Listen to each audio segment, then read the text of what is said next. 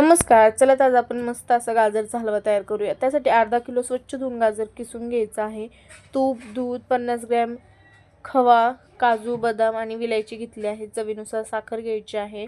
आता गॅस चालू करून घ्यायचा आहे. त्यावर आपण कढई ठेवायची आहे गरम करण्यासाठी. छान आपली कढई गरम झाल्यानंतर मोठा 1 चमचा तूप घेतलेला आहे. मी घरचं साजूक तूप घेतलेलं आहे, घरी तयार केलेलं. तुम्ही बाहेरचं देखील तूप वापरू शकता किंवा तेलामध्ये देखील हलवा बनवू शकता जर तूप आवडत नसेल तर.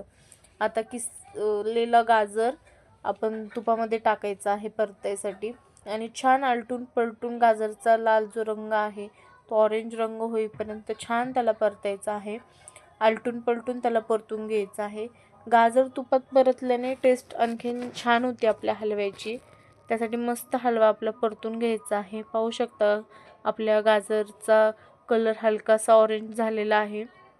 आता मी खवा जो घेतलेला आहे तो थोडा 2 चम्मच दुधामध्ये मिक्स केला आहे. दूध थोडं कोमट होतं त्यामध्ये मी खवा मिक्स केला आहे. आता ते दूध आणि खवा आपण टाकून घ्यायचा आहे आणि उरलेलं पण बाकीचं दूध त्यासोबतच टाकलेलं आहे मी आणि छान आपल्या गाजरमध्ये मिक्स करायचं आहे. आता व्यवस्थित त्याला मिक्स करून घ्यायचं आहे आपण. याने काय होतं, आपलं दूध जे आपण हलव्यामध्ये टाकल्यावर कधी-कधी असं फाटल्यासारखं दिसतं, ते फाटल्यासारखं दिसत नाही आणि छान आपल्या हलव्यामध्ये मिक्स होतं. आणि त्यासोबतच काजू, बदाम टाकायचे आहेत.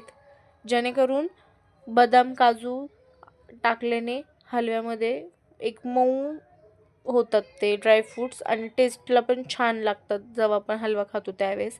आता 5-1 मिनिटासाठी मीडियम फ्लेमला हलवा आपण झाकण ठेवून शिजवायचा आहे.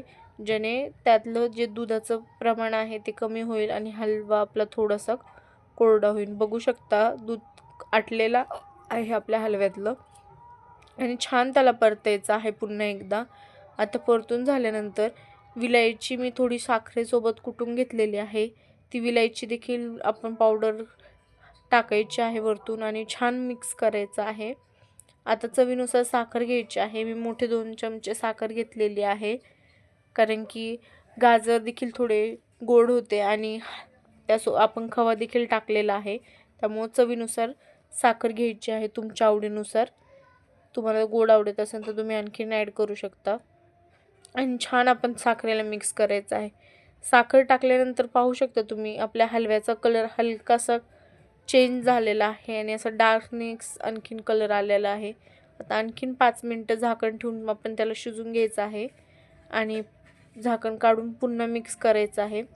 कलर पहा तुम्ही किती छान आलेला आहे आपल्या हलव्याला. आता मस्त परतल्यानंतर पुन्हा एकदा वरतून 1 चमचा आपण तूप टाकायचं आहे. वरतून तूप टाकल्यानंतर पुन्हा त्याला आपण मिक्स करायचं आहे.